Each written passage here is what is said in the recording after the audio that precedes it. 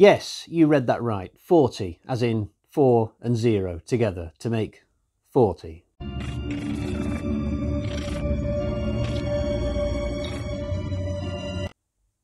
Hi guys, so I thought it would be fun to do a video where I rank all my favourite horror franchises. Now originally I thought this was going to be a top 20, but when I started writing them down I realised that I could go further than that. So I've decided to make it a top 40, albeit I will split this list into 2 videos. So today I'm going to do 40 to 21, and then my very next video after this, whenever it comes out, will be 20 through to the top spot. Now, just a quick word on what I consider to be a franchise in terms of numbers.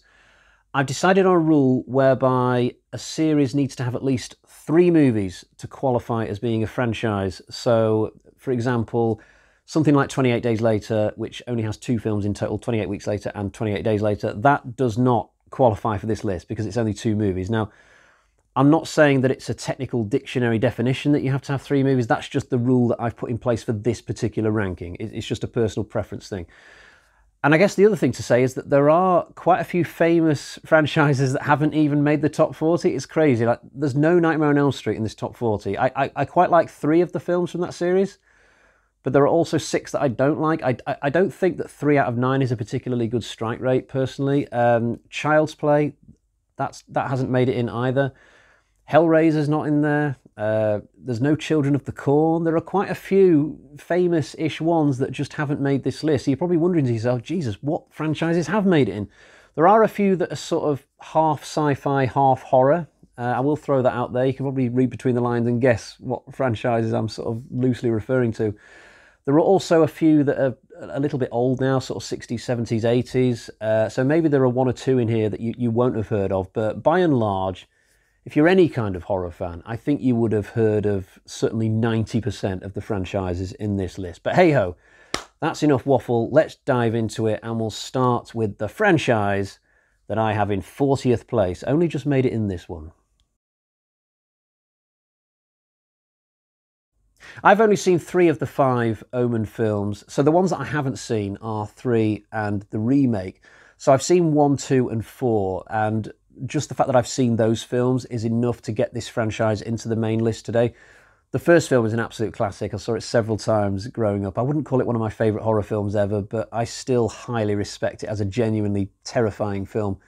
The second one, whilst being nowhere near the first, is still a pretty reasonable effort for a direct sequel. The fourth one's interesting because I've often heard people slag this one off and call it a really terrible, cheap TV movie, and I'm sure that it is, but the thing is, when I watched it, I was probably only about 13 at the time, and I had no concept back then as to things like production value and stuff, and I actually got something out of it at the time. You know, I thought it was all right, and I thought it had one really good kill in it, actually, where like this big boulder thing swings down and takes this guy out in the middle of a city centre.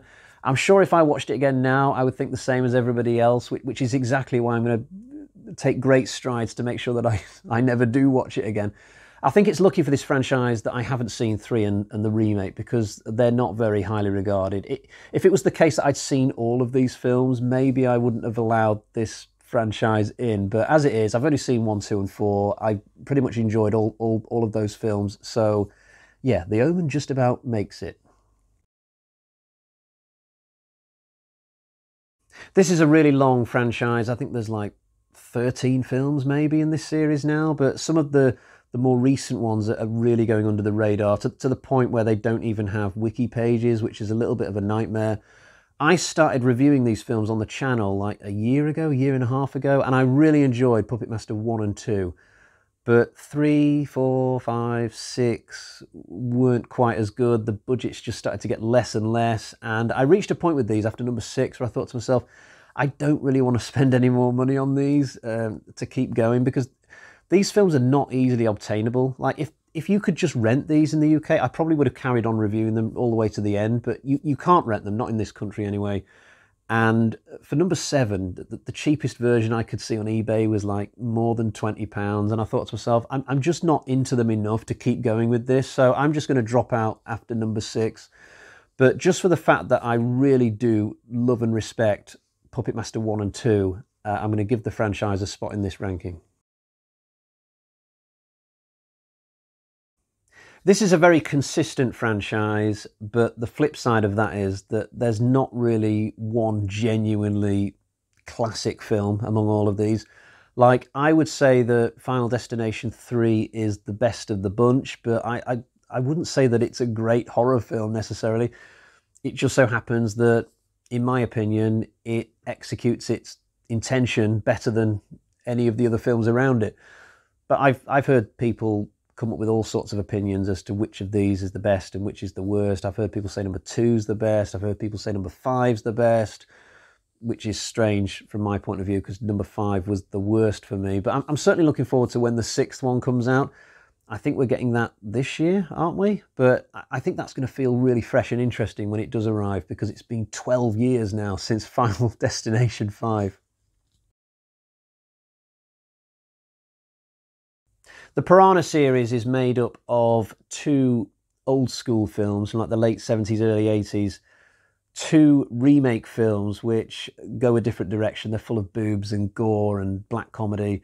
And then there's like a made-for-TV remake of the 78 version, which I couldn't get through. Honestly, I found it really boring. But all of the others I really like, both the older ones and the newer ones. I think this franchise's ace in the hole is that 78 original by Joe Dante. Just a really interesting, well-made film. I really do like that one. And even Cameron's sequel from 81 is not as bad as people say it is, although certainly the Dante one is better. As for the remake ones, I've got to be in a certain mood to watch those, but they are very colourful. They're a lot of fun. I do own them and I do put them on from time to time. This is a bit of a nostalgia pick because I haven't watched a Critters film in donkey's years. In fact, I would probably have to go back to when I was a teenager for the last time that I sat through a Critters film, but I do remember them as being highly amusing and entertaining, especially the first one, which to my mind was probably the best of them. I think the whole thing takes place in this small town in somewhere like Kansas or something. There's like this small family living in this isolated house. It's a really good film. It's got like these bounty hunters that sing this song, Power of the Night, a song I absolutely love. Now and again, I'll even boot that up on YouTube just to listen to it for a laugh. Critters 2, I remember being a fairly decent sequel. My dad let me rent that, and I remember joking with a friend at school about the bunny suit kill, and there's another scene where like the critters all get into this big rolling ball and run someone over. Critters 3 was the last one that I watched. I had a bit of a bad experience with this one actually, because I rented it from a video store, and on the front of the box it had like all these skyscrapers. And I thought to myself, oh wow, this is going to be like the Critters film to end all Critters films. They're going to take over New York or something. And when I put the film on, like the whole thing took place in like an apartment block. It was really small scale. That was probably my first experience in life of false advertising. I was in a real bad mood when I watched that film, and I didn't go on to watch Critters 4. I've never seen the 5th one, Critters Attack, but I am long overdue for watching these films. I've got enthusiasm for going back to them. I really do. This is going to be a franchise I review on the channel in the future. I think you might hear that a lot in this rankings, where I talk about a franchise and then I say, oh, I'm definitely going to review that one in the future. So this is the first time today that's happened. I will admit, I'm not massive on the original Jaws. I do like it, but I don't think it's the masterpiece that some people make it out to be. I've heard some people say that it's their favourite horror film. Fine. But for me, it's just a little bit less than that. I've probably seen it too many times. I've watched it now and again since I was a kid, and I think I've had too much of that particular film, probably. I actually prefer Jaws 3 to Jaws 1. I'll probably lose a lot of respect saying that, but it's just a personal thing. I'm a massive fanboy of Jaws 3. It's a film that I remember from my youth, and I've always loved it. Even the bits of it that look rubbish, like the 3D and stuff like that. Jaws 2, not a great sequel for me. It's all right once you get to the part where all the characters are in the water and things start to pick up in terms of the pace, but everything on the island up till then is just a repeat of Jaws 1. It's a bit of a tedious film, just not great for me. And the less said about Jaws the Revenge, the better, to be honest. So here's the first of those sci-fi / horror franchises that I warned you would be in this ranking. Weirdly enough, though, my favourite of the trilogy is probably the second one, The Chronicles of Riddick, which is probably the only one of the three that isn't really horror at all. It's just an out-and-out sci-fi film, but Pitch Black, the first one, is universally regarded as a pretty decent film. The third one's not bad, although the lack of budget kind of shines through a little bit in that third one. I wouldn't mind seeing another one of these, but it's probably the consistency of these three films that has got this franchise into this list today. All three of these have something to offer, but certainly 1 and 2 are better than 3. And now we come to a franchise which is sorely lacking in consistency, because when it comes to Blair Witch, you've got the absolutely classic original film, which I regard as one of the greatest horror films ever made. But then we move to the god-awful second film, and then we rebound somewhat for the very credible, actually, third movie, the comeback movie. And I know it's cheating a little bit because this is a movie channel and this is a movie ranking, but there's also the Blair Witch video game, and I can't help think of that whenever I'm talking about Blair Witch, because it is such a good film, a good game, and it came out fairly recently, like 3 or 4 years ago. But it's a shame about Blair Witch 2, because if that sequel had been handled better, then this franchise could have possibly come in the top 20 here and not be languishing down in the mid-30s. I've lost a lot of my luster for Saw. Back when this series was in its pomp, I was in my mid-20s at the time, I used to love Saw. I went to the cinema for every new release. I'd go on internet forums and talk with strangers about the latest twists and traps and things like that. I was totally into it. And then at some point, I just went out of it and never really went back in again. Like, now and again, I will re-watch them every few years, say, but I don't know. It's just a series that's gone down in my estimations, and I don't really know why.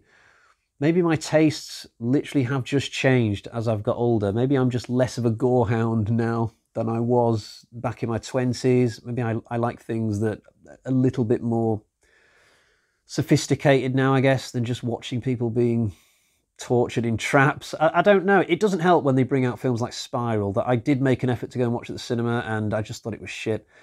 There's a new one coming out this October, I believe, Saw 10, which is going to make an effort to go back to the main series storyline. Maybe I'll go and check that out, and maybe that can reinvigorate me, but I just find it really depressing talking about Saw. I mean, this is something that I used to genuinely love, and now it's like, yeah, I guess I'll sneak it into my list at number 32.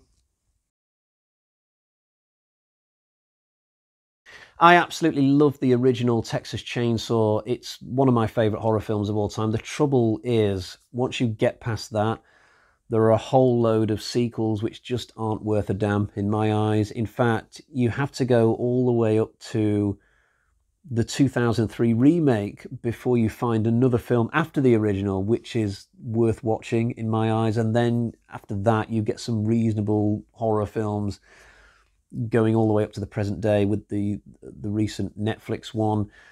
But this franchise suffers from the same problem as Nightmare on Elm Street, really. There's just too many mediocre films and not enough really good ones.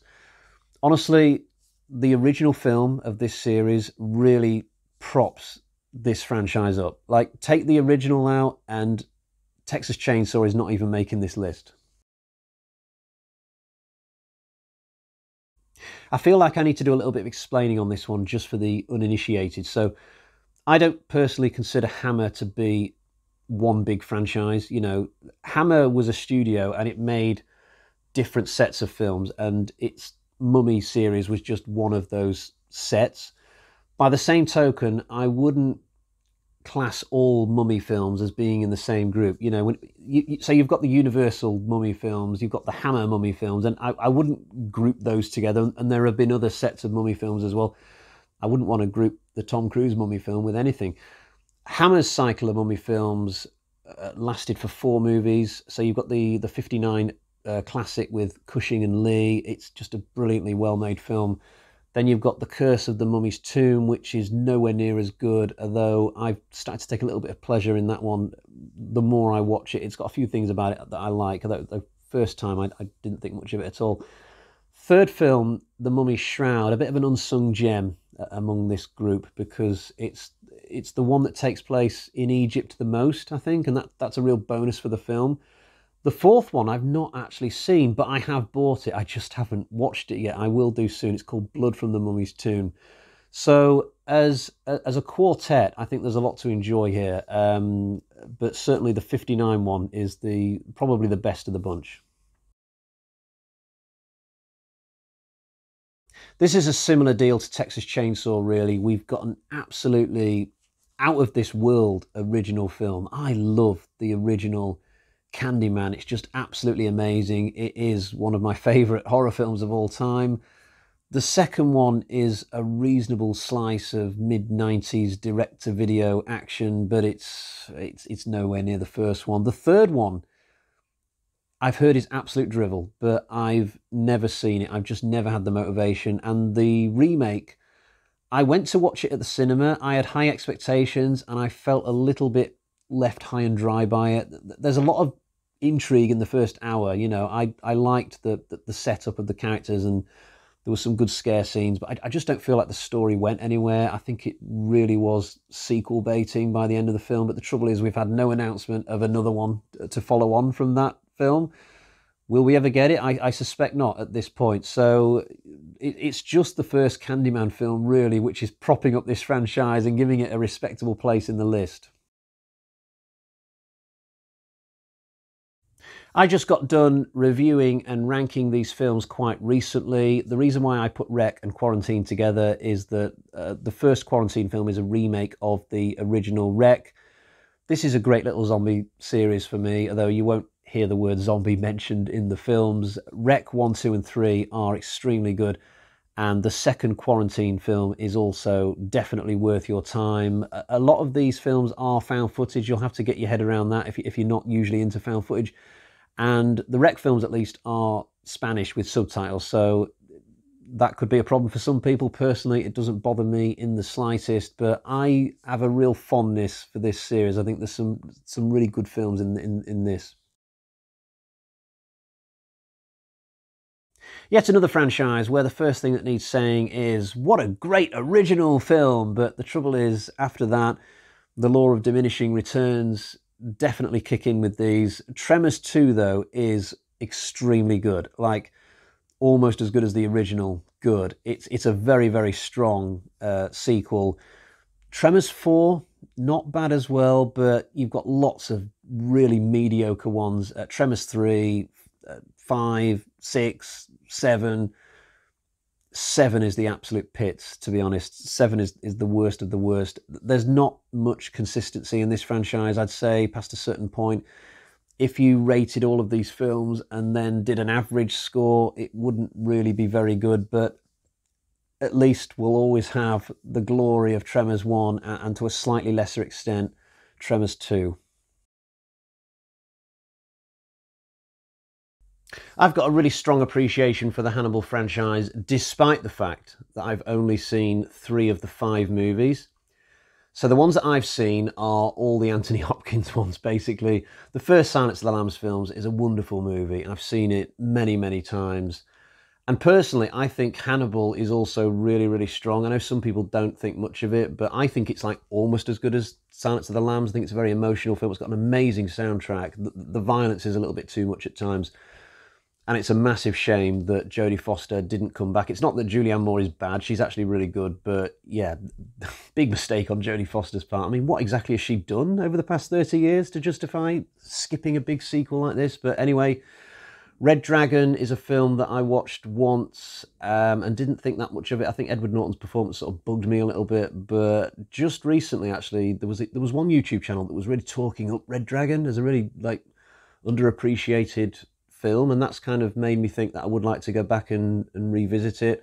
Manhunter I've not seen, but I've heard it's excellent, and the other end of the chronology, Hannibal Rising, a film I've heard is pretty terrible, but I'd certainly be up for watching it once.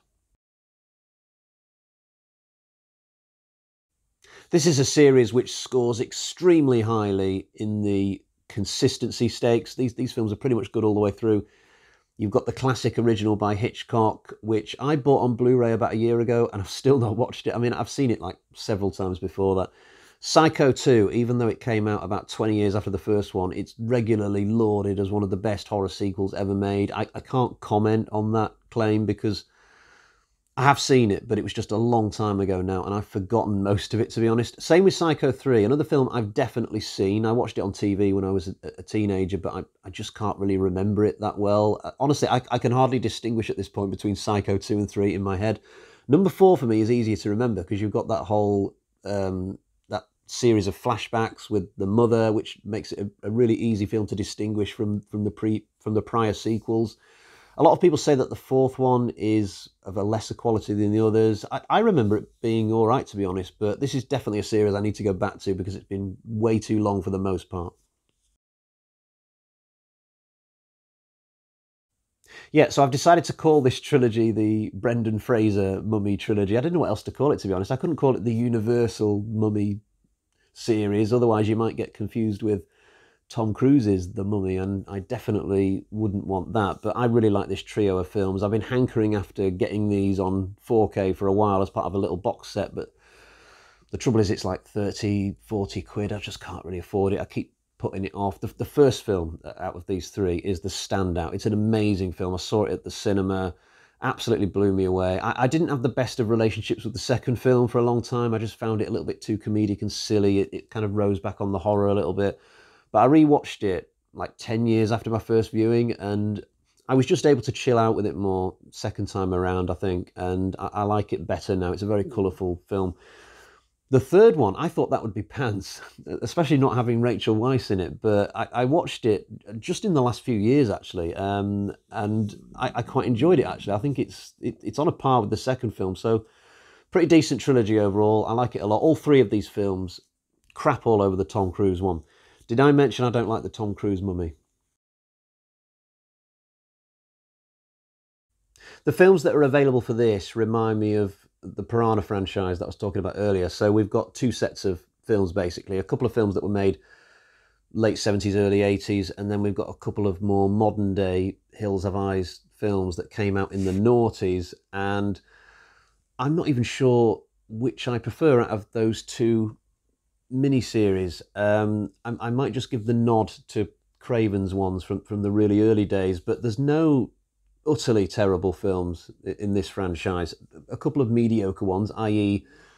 the sequels in each set, but I don't think this franchise is done in my mind. I mean, they haven't made one for a while, but I still feel like there's more that they can wring out of this. I feel like they could bring it back as like a TV series, you know, because there's so much untapped potential. Freaks in the Hills and like the government, like Area 51 in the desert kind of thing, and mix these two horrors together. You've got your campers coming in off the highway. I really feel they could make a great TV series, go into greater depth with it than the movies do, but hey ho, for some reason they just like to leave this franchise dead. There's so many horror franchises that aren't that popular really, and that they keep churning out films for them, things like Puppet Master and Children of the Corn and Amityville and Hellraiser. Hills Have Eyes is a classic franchise, and for some reason it's just been left for the longest time now, but I do hope they bring it back at some point. So here we've got three films: Suspiria, Inferno, and Mother of Tears. All three are to do with witchcraft, but with a kind of giallo style framing, if you like. Suspiria is a film that probably most people would have at least heard of. Definitely one of my favourite horror films of all time. It would certainly make my top 20 and possibly even top 10 of all time, although it's been a while since I did a list of best horror films of all time. Inferno is a superb sequel to Suspiria, and I guess Mother of Tears, the third one, is the weak link. It's not a terrible film, but it's bang average compared to the first two. For the uninitiated, when it comes to these, it's hard for me to recommend these films necessarily, because it will be different for everybody as to whether they like these. You know, this is the sort of series where you might watch the first 15 minutes of Suspiria and absolutely love it, and you'll be absolutely hooked. or you might watch the first 15 minutes and be like, ooh, I'm totally confused here. I've no idea what's going on. This whole thing just doesn't feel right for me. I'm turning it off. This is a franchise which is absolutely all over the place. There are pros and there are cons when it comes to Resident Evil. You know what? Let's start with the cons. So firstly, there's no outright classic film in this franchise. You know, one film among all of them that everybody could agree on is superb. You know, there's no masterpiece in the Resident Evil series of films, and that's a shame. There's also very little consistency. You know, Resident Evil can't even claim that there are definitely bad films among these. So Resident Evil Extinction, I don't think works at all, and Retribution for me is just terrible. But there are a number of ones that I really like, i.e. all the ones that I've not just mentioned. On the positive side, you do get a lot of variety here. There are 3 animated films, which are pretty well made. There's also a one-off film that came out a couple of years ago, which was like a tribute, a real genuine tribute to the video games, called Welcome to Raccoon City, which I really like the style of. Execution, not perfect, but I do appreciate it as just something else for this franchise. And you know what, speaking of the video games, I've got to mention those as well, because I think the fact that I have enjoyed some of the Resident Evil games throughout the years has definitely influenced me in terms of where I've placed Resident Evil on this list. I think if it wasn't for the games, I would have put this series a bit lower.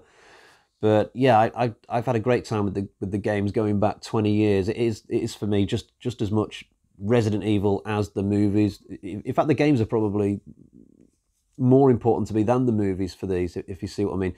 But anyway, that is the end of the first part of this little best horror franchises project. I've gone from 40th to 21st, and when I return for part 2 very, very soon, that will be my next video whenever it comes out, I will kick on again with 20th, and we'll work our way up to my favourite horror franchise of all time. Until next time, cheerio, bye-bye.